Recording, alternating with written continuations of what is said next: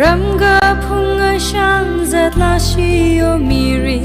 nga sam khavai ma sam phang ra shi ka pha ma chi phun pai avada ma vang sho khara hon salu ave na now we tan ta hung ra ra sara thang kha khai mukta singda na now we khara chan chi thang phai ngarum sa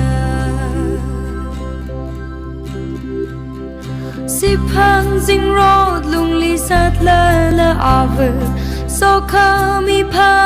ni ngung chinga ta jong mi lu na nau ili khayui gui hon sam phang khwa hon salu ave na nau we tan ta hung ra ra sara thang kha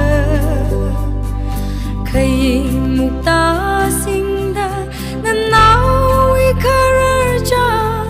chi thang phai ngarum sa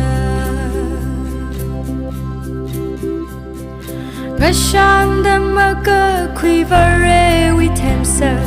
lei shiri hai ka phung ka pha ra lu lai ka shi ga sot now avuram pa krisa khaba hon salu ave na now we tan ta hung ra ra sara thang kha khai mukta singda na now we karar cha chi tha